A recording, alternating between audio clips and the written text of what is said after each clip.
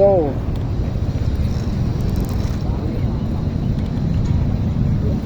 Ano daw? Ha? Loko-loko.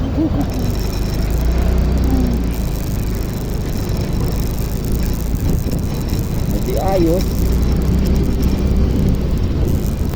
Iiwan mo na si Philippines.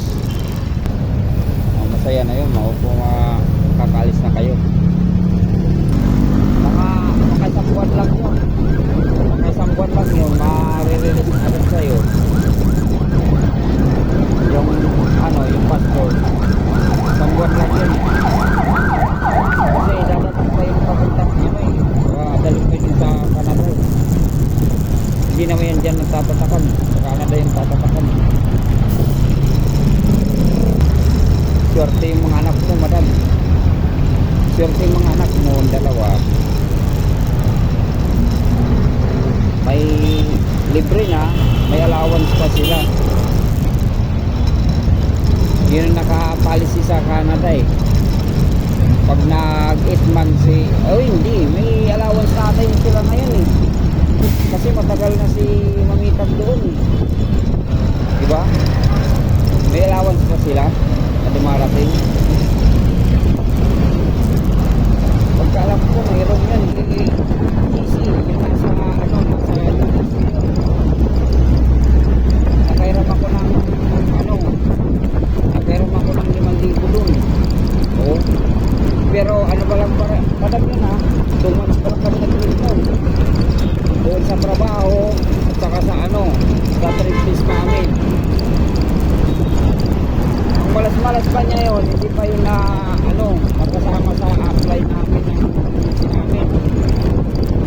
Pero hindi siya sumuko, nag-apply pa rin siya sa iba. Ayun, sinunod tuloy. Napunta tuloy sa US.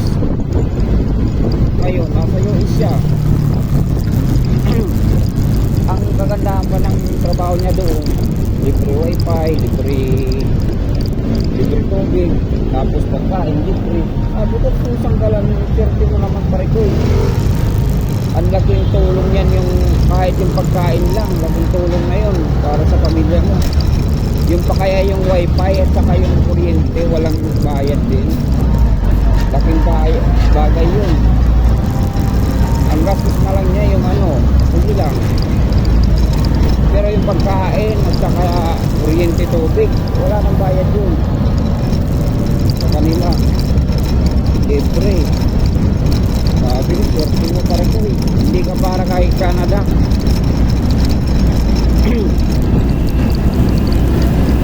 Pero yung naman niya madam doon, yung trabaho niya, yung parang nasa supermarket, bibinta ng karne.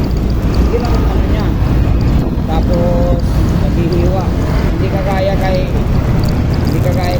parik Mitag na tawag doon.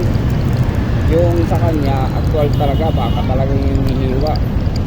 Yun naman baka naman, pero nagpakakat na. Pang-anuhan mo na lang, pang-designan na lang yung yung karne.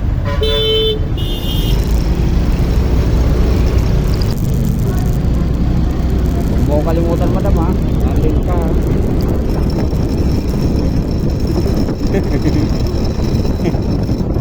Baka pagdating mo doon, hindi ka naman kilala ha. Dito tayo Palawan. Ayun, Palawan.